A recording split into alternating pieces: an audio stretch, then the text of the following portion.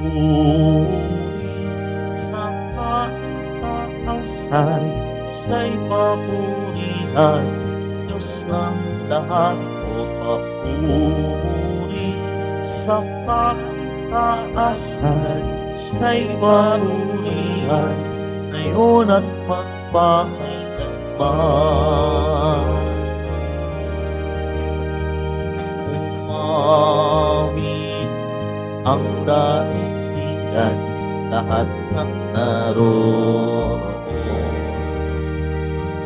Umawit ang sangkatauhan, purihin ang Panginoon.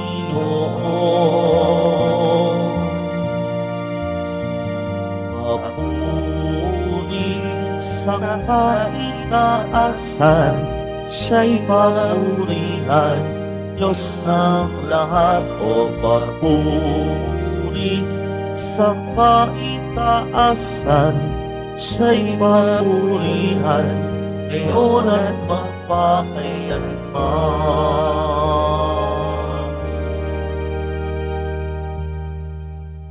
Sa ngalan ng Ama at ng Anak at ng Espiritu Santo, Amen. ang pagpapala ng ating Panginoong Hesukristo, ang pag-ibig ng Diyos Ama, at ang pakikipagkaisa ng Espiritu Santo naway sumainyong lahat. At sumayo rin. Mga kapatid, tinipon tayo bilang kaanib ng angkan ng Diyos. Kaya dumulog tayo sa mawaing Panginoon na nagpapatawad ng lubos. Sinugong tagapagpagaling sa mga nagsisisi, Panginoon, kaawaan mo kami. Panginoon, kaawaan mo kami.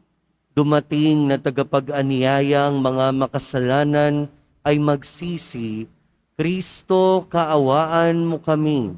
Kristo, kaawaan mo kami. Nakaluklok ka sa kanan ng Diyos Ama para ipamagitan kami. Panginoon, kaawaan mo kami. Panginoon, kaawaan mo kami. Kaawaan tayo ng makapangyarihang Diyos, patawarin tayo sa ating mga kasalanan at patnubayan tayo sa buhay na walang hanggan. Amen. Manalangin tayo. Ama naming makapangyarihan, ang iyong sambayanan naway tuwangan ng ulirang pamumuhay at pagdalangin ni Santo Domingo, maging tagapagtaguyod nawa sa aming katapatan sa iyo, ang namuhay bilang tagapangaral ng maaasahang katotohanan mo sa pamamagitan ni Hesukristo kasama ng Espiritu Santo, magpasawalang hanggan. Amen. Magsiupo muna ang lahat. Pagbasa mula sa aklat ni Propeta Jeremias. Sinasabi ng Panginoon, darating ang panahon na gagawa ako ng bagong pakikipagtipan sa Israel at sa Huda. Ito'y di gaya ng tipang ginawa ko sa kanilang mga ninuno nang ilabas ko sila sa Ehipto. Bagamat sumira sila sa kasunduan namin, nagtiyaga ako sa kanila. Ganito ang gagawin kong tipan sa Israel. Itatanim ko sa kanilang kalooban ang aking kautusan. Isusulat ko sa kanilang mga puso. Ako'y magiging kanilang Diyos at sila ang magiging bayan ko. Hindi na nila kailangang turuan ang isa't isa upang makilala ang Panginoon.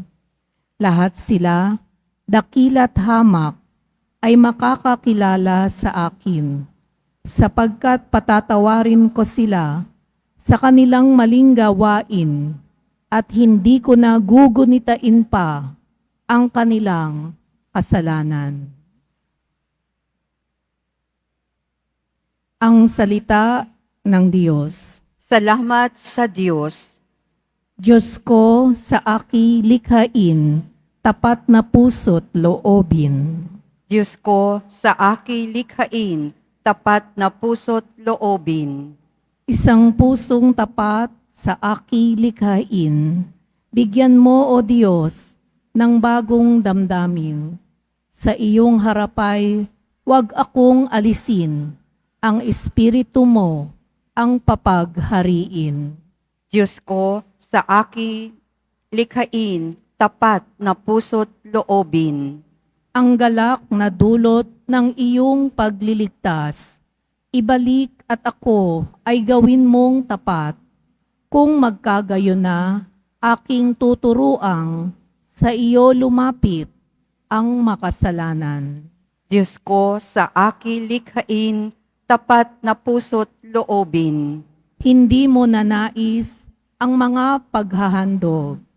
Sa haing sinunog, di ka nalulugod. Ang handog ko, O Diyos, na karapat-dapat, ay ang pakumbabat, pusong mapagtapat. Diyos ko, sa aki likhain, tapat na puso't loobin. Magsitayo na po ang lahat.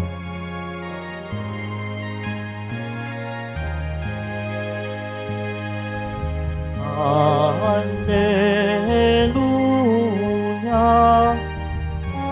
Alleluia, Alleluia,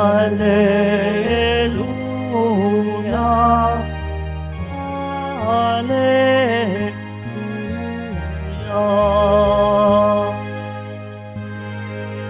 Ikaw, Pedro, ang salina ng aking simbahang banal, daig ang kamatayan. Alleluia,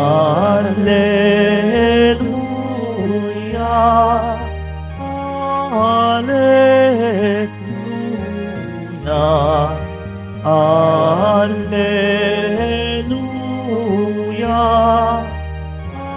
Alleluia.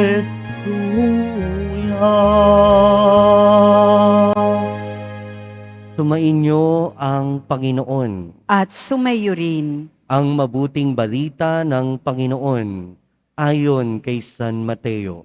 Papuri sa iyo, Panginoon. Noong panahong iyon, nang dumating si Jesus sa lupain ng Cesarea ng Filipos, tinanong niya ang kanyang mga alagad, "Sino raw ang anak ng tao ayon sa mga tao?" At sumagot sila, "Ang sabi po ng ilan ay si Juan Bautista kayo. Sabi man ng iba, si Elias kayo. At may nagsabi pang si Jeremias kayo o isa sa mga propeta. Kayo naman, ano ang sabi ninyo? Sino ako?" Tanong niya sa kanila. Sumagot si Simon Pedro, "Kayo po ang Kristo, ang anak ng Diyos na buhay." Sinabi sa kanya ni Jesus, "Mapalad ka, Simon, na anak ni Jonas, sapagkat ang katotohanan ito'y hindi inihayag sa iyo ng sinumang tao, kundi ng aking amang nasa langit. At sinasabi ko naman sa iyo, ikaw ay Pedro, at sa ibabaw ng batong ito ay itatayo ko ang aking simbahan, at hindi makapananaig sa kanya kahit ang kapangyarihan ng kamatayan. Ibibigay ko sa iyo ang mga susi ng kaharian ng langit. Ang ipagbawal mo sa lupa ay ipagbabawal sa langit, at ang ipahintulot mo sa lupa ay ipahihintulot sa langit, at mahigpit niyang tinagubilinan ang kanyang mga alagad na huwag sasabihin na siya ang Kristo. Mula noon ay pinaalam na ni Jesus sa kanyang mga alagad na dapat siyang magtungo sa Jerusalem at magbata ng maraming hirap sa kamay ng matatanda ng bayan, ng mga punong saserdote at ng mga eskriba, at kanilang ipapapatay siya. Ngunit sa ikatlong araw, siya'y muling mabubuhay. Niyaya siya ni Pedro sa isang tabi at pinagsabihan ng ganito, Panginoon, huwag namang itulot ng Diyos. Hindi po dapat na mangyari ito sa inyo. Ngunit hinarap siya ni Jesus at sinabihan, Lumayo ka, Satanas, hadlang ka sa aking landas.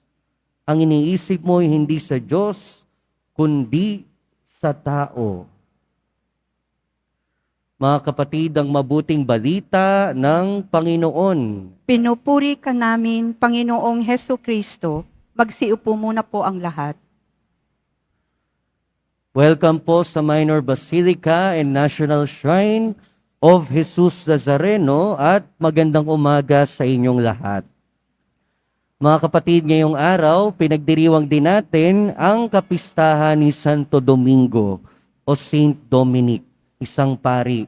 Ni Saint Dominic ay galing sa maimpluwensyang pamilya, pero ang ginawa niya na talagang significant sa buhay ng simbahan ay ipinaglaban niya ang katotohanan tungkol kay Kristo.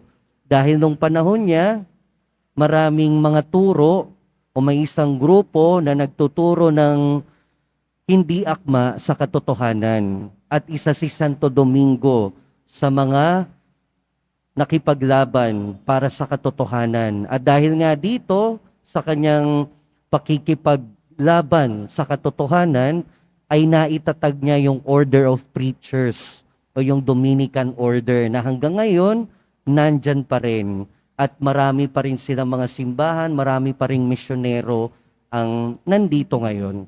Mga kapatid, ang katotohanan na ito na pinaglaban ni Santo Domingo ay yung katotohanan din na sinasabi ng ating Panginoon. At ano yung katotohanan na ito? Ang kanyang pagkakakilanlan. May pagkakaiba, knowing about a person is different from knowing the person. Magkaiba pag sinabi nating may alam ka tungkol sa isang tao at iba din kung kilala mo talaga ang isang tao. At applicable yun, hindi lang naman sa mga tao, pero pati sa Diyos. Hindi ibig sabihin na araw-araw nagsisimba tayo, araw-araw nakikinig tayo sa salita, araw-araw tayo ay nagbabasa ng Biblia, hindi porke ganun, ang ibig sabihin nun ay kilala mo na ang Diyos. Hindi rin naman ibig sabihin na porke lagi tayong nagnonobena, nagro-rosaryo, nagpuprosesyon at kung ano-ano, hindi porke lagi tayong may ganun, ang ibig sabihin nun ay kilala na natin ang Diyos. Pero ang mga bagay na yon ay ang daan para makilala ang Diyos. Pero ang pagkakakilala sa Diyos ay hindi naman sa isip lang dapat. Pero ito ay dapat na nasa puso at pananampalataya. Kaya nga sa ating ebanghelyo, narinig natin, may tanungan portion si Jesus sa kanyang mga alagad. Unang tanong, sino ba ako tungkol sa mga tao? Kumbaga parang according dun sa mga naririnig ninyo na sinasabi ng mga tao, sino ba ako? O sabi ng mga alagad, kayo daw po ang si Jeremias, propeta, etc. At ano yung pangalawang tanong? Kayo naman, sino naman ako para sa inyo? At tama yung naging sagot ni San Pedro. Ano yung naging sagot ni San Pedro? Kayo ang Mesiyas, ang anak ng Diyos na buhay. At tama yung naging sagot ni Pedro, hindi dahil marami siyang nalaman tungkol kay Jesus, hindi dahil may nabasa siya, hindi dahil sa mga narinig niya tungkol sa ibang tao.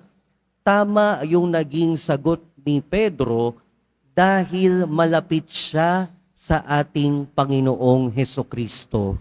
At ito yung pinaka-importanteng mensahe ng ating ebanghelyo ngayon. Ang pagkakakilala sa Diyos ay hindi sa isip, kundi sa relasyon. Kung gusto nating makilala ang Diyos, kung gusto nating malaman kung sino talaga ang Diyos sa buhay natin, ang unang-unang dapat gawin ay katulad ng ginawa ni Pedro, maging malapit sa Kanya, magkaroon ng close relationship sa Kanya, magkaroon ng tunay na ugnayan sa Kanya. Hindi lang magkaroon ng nalalaman tungkol sa Kanya, kundi makilala siya. At mangyayari lamang yon kung tayo ay merong pananampalataya. Mangyayari lamang yon kung tayo ay lagi nag-e-effort na magkaroon ng close relationship sa Kanya. Katulad ng laging pagsisimba, syempre, katulad ng laging pakikinig sa Kanyang salita, at syempre sa ating pananalangin, at sa ating pagtanggap sa Kanya sa Eucharistia.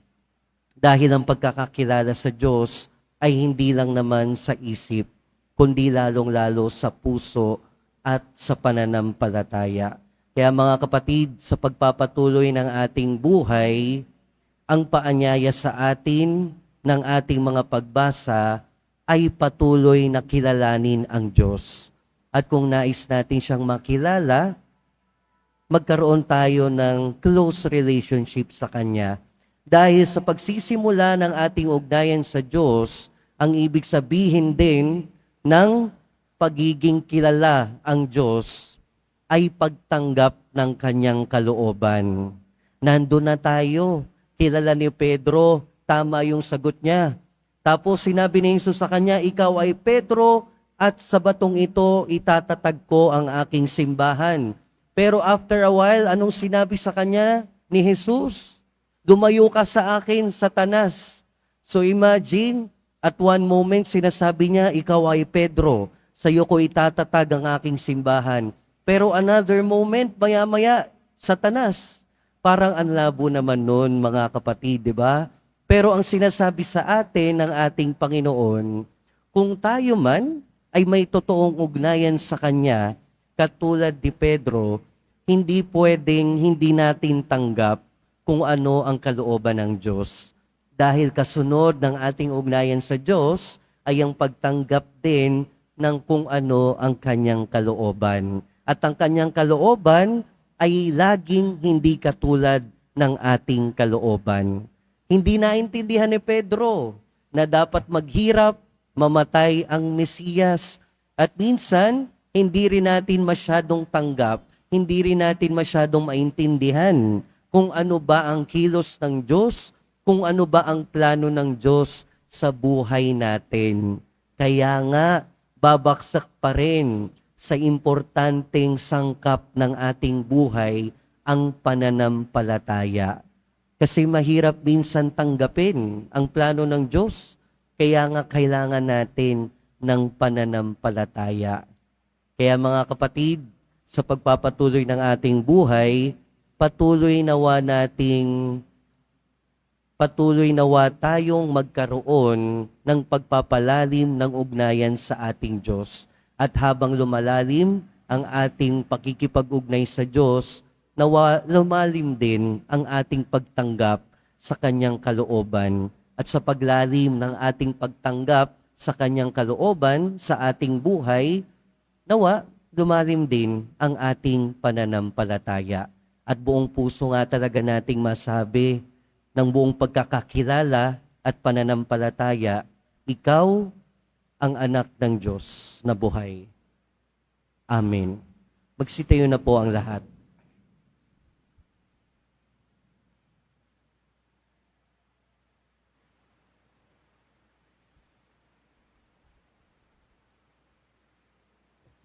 Minamahal kong mga kapatid, habang ating pinagninilayan ang simulain ng ating simbahan, manalangin tayo ng may bukas na puso sa ating Diyos Ama para sa sarili nating pangangailangan at ang pangangailangan ng sandaigdigan. At sa bawat panalangin ang ating itutugon, buhay na Diyos, basbasan mo ang iyong bayan. Buhay na Diyos, basbasan mo ang iyong bayan. Ang mahal na Papa, ang tagapagmana ng tungkulin ni San Pedro, naway gamitin ng matalino at ayon sa kalooban ng Diyos ang kapangyarihan ng susing ipinagkaloob sa Kanya. Manalangin tayo. Buhay na Diyos, basbasan mo ang iyong bayan. Sa mga may tungkulin ng pamumuno sa mga lipunan, naway hindi manaig ang kapangyarihan ng kasamaan. Manalangin tayo. Buhay na Diyos, basbasan mo ang iyong bayan. Sa paningin ng mga sumasampalataya, naway hindi mawala si Kristo na kanilang panulukang bato at pundasyon ng buhay. Manalangin tayo. Buhay na Diyos, basbasan mo ang iyong bayan. Ang mga may sakit at mga matatanda, naway maalalayan at matulungan ng kanilang mga kapamilya at kaibigan. Manalangin tayo. Buhay na Diyos, basbasan mo ang iyong bayan. Ang mga namayapa na sa buhay na ito, naway makatagpo ng kapahingahan sa kaharian ng Diyos. Manalangin tayo. Buhay na Diyos, basbasan mo ang iyong bayan. Amang pinagmumula ng lahat ng karunungan, ipagkatiwala ng iyong anak o ipinagkatiwala ng iyong anak ang kanyang kapangyarihan sa simbahan. Habang iniaalay namin ang aming mga panalangin, tulungan mo kaming maging ganap ang iyong kalooban sa amin. Hinihiling namin ito sa pamamagitan ni Kristo na aming Panginoon. Amen. Magsiupo muna ang lahat.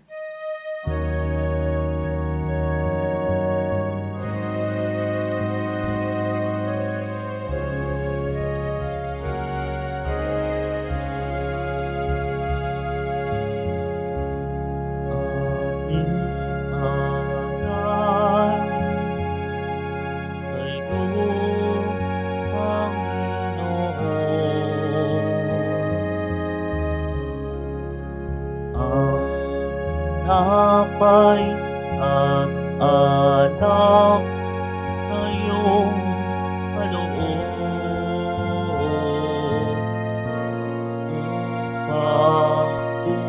Pagtunihain ang iyong buhay na inalay ng tayo'y mag-iwang bilang isang sambayanan.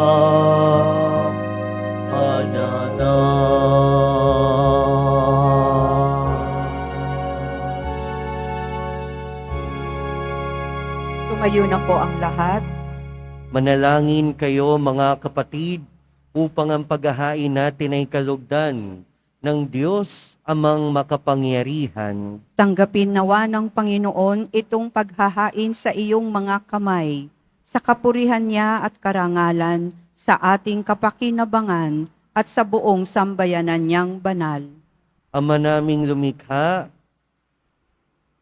ang mga inihahain naming panalangin ay tunghayan mo pakundangan sa pakiusap ni Santo Domingo sa katatagang dulot ng paghahain ito. Pagtibayin mo ang mga nagtatanggol sa pananampalataya, pakundangan sa pagtatangkilik ng kagandahang loob mo sa pamamagitan ni Hesukristo kasama ng Espiritu Santo, magpasawalang hanggan. Amen. Sumainyo ang Panginoon. At sumayo rin. Itaas sa Diyos ang inyong puso at diwa. Itinaas na namin sa Panginoon. Pasalamatan natin ang Panginoong ating Diyos. Marapat na siya ay pasalamatan. Ama naming makapangyarihan, tunay ngang marapat na ikaw ay aming pasalamatan sa pamamagitan ni Hesukristo na aming Panginoon. ngayong si Santo Domingo ay pinararangalan sa pamumuhay niyang totoong uliran at pagiging maasahan sa panunungkulan. Kaya si Jesucristo na maasahan sa katapatan ay inihayag sa pangangasiwa sa sambayanan. Ang malasakit ng mga ulirang tagapangasiwa noon ay nagpapatuloy magpa hanggang ngayon sa mga panalangin kanilang iniuukol kaisa ng sambayanan mong dito ay nagtitipon. Kaya kaisa ng mga anghel na nagsisiawit ng papuri sa iyo nang walang humpay sa kalangitan, kami nagbubunyi sa iyong kadakilaan. Santo, Santo, Santo, Panginoong Diyos ng mga hukbo, napupuno ang langit at lupa ng kadakilaan mo, o sana sa kaitaasan. Pinagpala ang naparirito sa ngalan ng Panginoon, o sana sa kaitaasan. Lumuhod po ang lahat. Ama naming banal, ikaw ang bukal ng tanang kabanalan. Kaya't sa pamamagitan ng iyong Espiritu, gawin mong banal ang kaloob na ito upang para sa aming maging katawan at dugo ng aming Panginoong Hesukristo.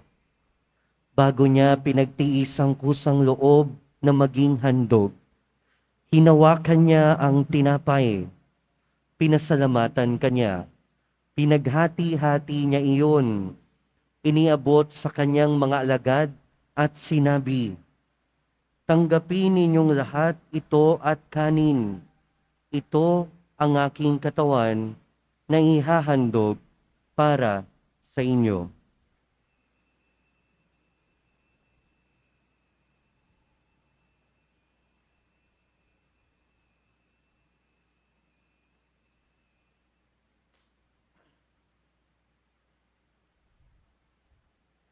Gayon din naman noong matapos ang hapunan, hinawakan niya ang kalis, muli kanyang pinasalamatan.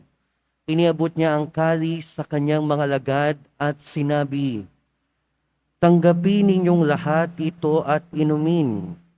Ito ang kalis ng aking dugo, ng bago at walang hanggang tipan. Ang aking dugo na ibubuhos para sa inyo at para sa lahat, sa ikapagpapatawad ng mga kasalanan. Gawin ninyo ito sa pag-alala sa akin."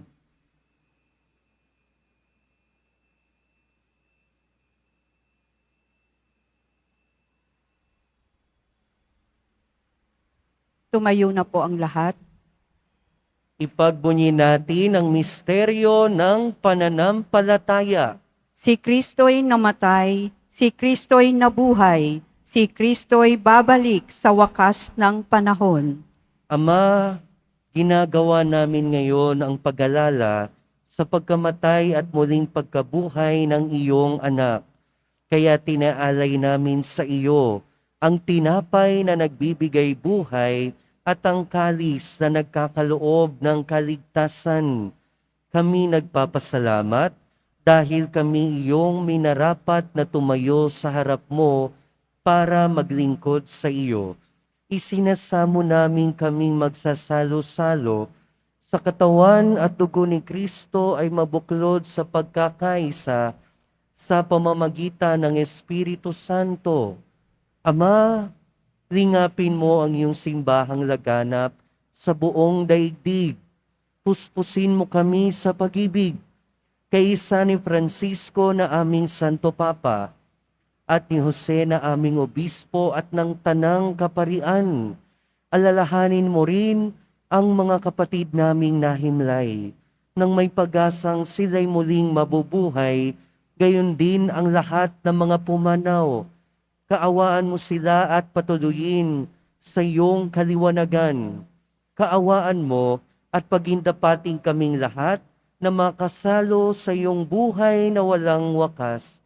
Kaysa ng mahal na Birheng Maria na Ina ng Diyos, ng kabiyak ng puso niya si San Jose, kaysa ng mga apostol ni San Juan Bautista, Santo Domingo, at ng lahat ng mga banal na namuhay dito sa daigdig ng kalugod-lugod sa iyo. May pagdiwang nawa namin ang pagpupuri sa ikararangal mo sa pamamagitan ng iyong anak na aming Panginoong Heso Kristo. Sa pamamagitan ni Kristo, kasama niya at sa Kanya, ang lahat ng parangal at papuri ay sa iyo, Diyos amang makapangyarihan, kasama ng Espiritu Santo, magpasawalang hanggan. Amen.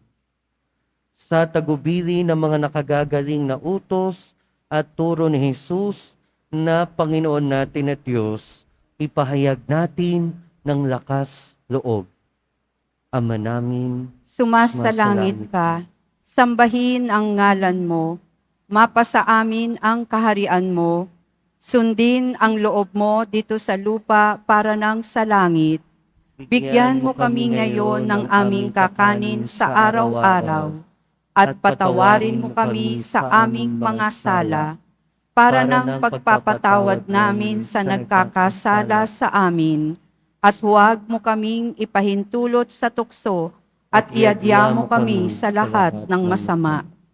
hinihiling namin kami adya sa lahat ng masama, pagkalooban ng kapayapaan araw-araw, iligtas sa kasalanan at ilayo sa lahat ng kapahamakan, samantalang aming pinananabikan ang dakilang araw ng pagpapahayag ng tagapagligtas naming si Heso Kristo. Sapagkat iyo ang kaharian at ang kapangyarihan at ang kapurihan magpakailanman. Amen. Panginoong Heso Kristo, sinabi mo sa iyong mga apostol, kapayapaan ang iniiwan ko sa inyo. Ang aking kapayapaan ang ibinibigay ko sa inyo. Tunghayan mo ang aming pananampalataya at huwag ang aming pagkakasala.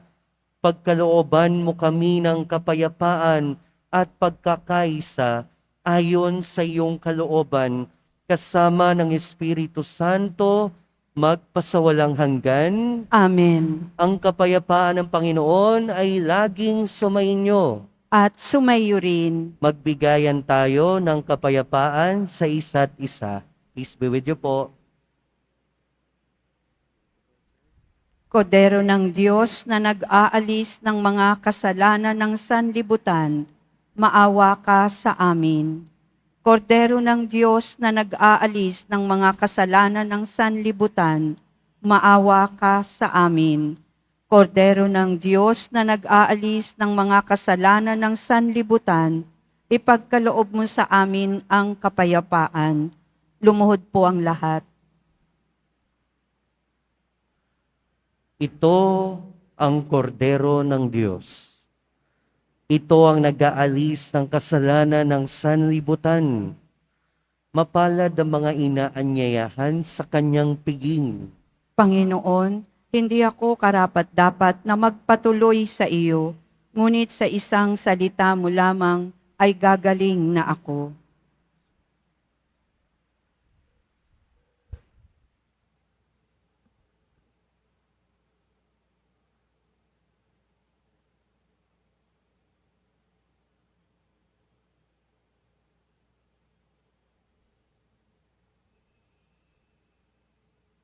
Para sa lahat ng tatanggap ng banal na komunyon, sasagot po tayo ng Amen pagkasabi ng pari o ng lay minister ng katawan ni Kristo at isubo agad sa bibig bago umalis sa harapan ng pari o lay minister. Sumunod po tayo.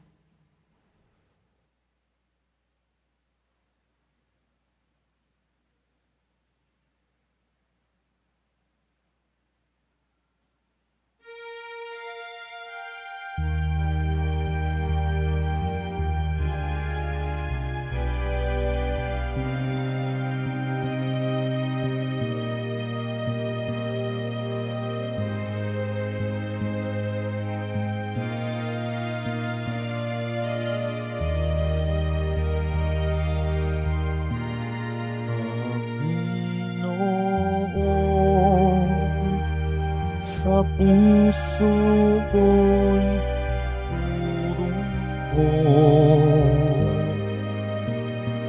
dulo ng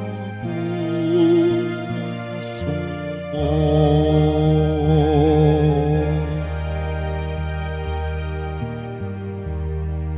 Pusong dalisay,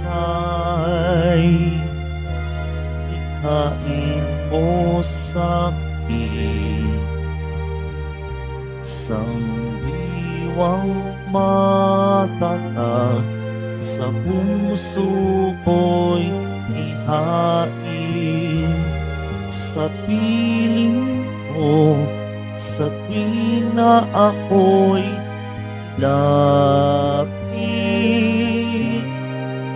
Diwa mong banal, wag mong pagkain.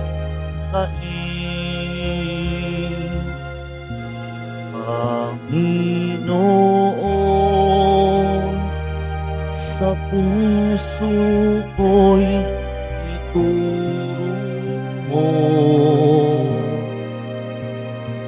Dulo ng puso mo.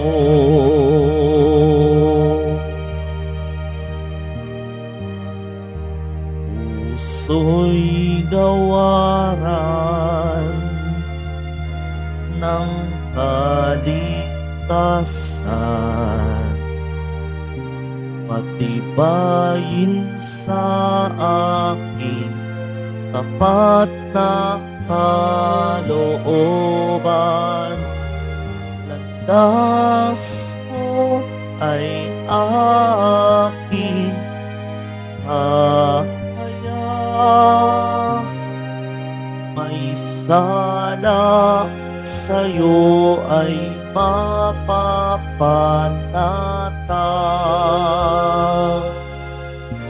Panginoon, sa puso ko'y ituro mo. Dulo ng puso mo.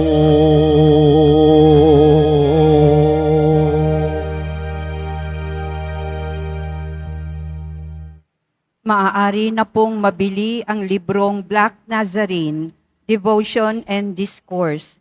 Ito po ay kompilasyon ng mga pag-aaral sa kasaysayan at debosyon sa mahal na poong Jesus Nazareno. Ito po ay nagkakahalaga ng 500 pesos. Ito po ay mabibili lamang sa ating Parish Finance Office. Pagkatapos ng misa, wiwisikan po ang lahat ng banal na tubig. Pinakikiusapan ng lahat na manatili lamang muna sa inyong mga lugar. Tanging sa Quezon Boulevard o Plaza San Juan lamang ang labasan ng lahat. Sumunod po tayo. Maraming salamat po sa inyong pagdalaw at pagsisimba sa Basilica Menor at Pambansang Dambana ni Jesus Nazareno. Tumayo na po ang lahat. Manalangin tayo. Ama naming mapagmahal, ang lakas na dulot ng piging mong banal, ngayong ginugunita si Santo Domingo, ay lubusan nawang pakinabangan ng iyong sambayanan na napanariwa at napamunga sa kanyang pangangaral at naway matulungan ng kanyang pagdarasal sa pamamagitan ni Jesucristo kasama ng Espiritu Santo, magpasawalang hanggan. Amen. Sumainyo ang Panginoon. At sumayo rin. Mahal na poong Jesus Nazareno, inihayag mo sa pamamagitan ng krus ang walang maliw na pag-ibig ng Diyos sa sangkatauhan. Pakinggan mo ang kahilingan ng iyong angkan na nagsusumamo sa iyo. Makamtan nawa nila ang iyong katugunan at tanggapin ang kasagutan na may utang na loob na tinatanaw. Basbasan din po ninyo ang mga daladala nilang imahen at dasalan. Sa pamamagitan ng bendisyon na ito, Naway maalala nila ang mga pangako nila noon sa binyag, na ikaw ang kanilang iibigin at paglilingkuran bilang Panginoon magpasawalang hanggan. Amen. At pagpalain kayo ng makapangyarihan at mapagmahal na Diyos, ng Ama at ng Anak at ng Espiritu Santo. Amen. Humayo kayong taglayang kapayapaan ng Poong Jesus Nazareno. Salamat sa Diyos.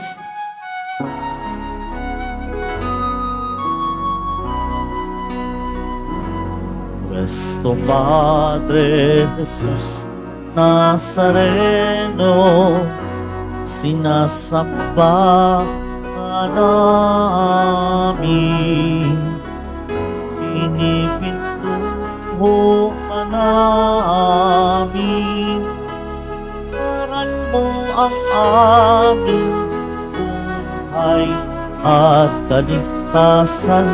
Nuestro Padre Jesus Nazareno, iligtas mo kami sa kasalanan.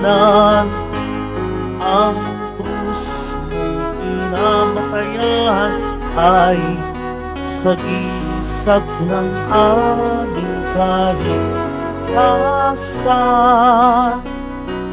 Nuestro Padre Jesus Nazareno, inarangal ka namin.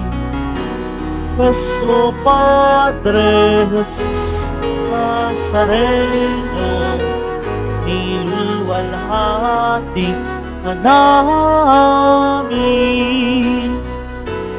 Nuestro Padre Jesus Nazareno, inarangal ka namin.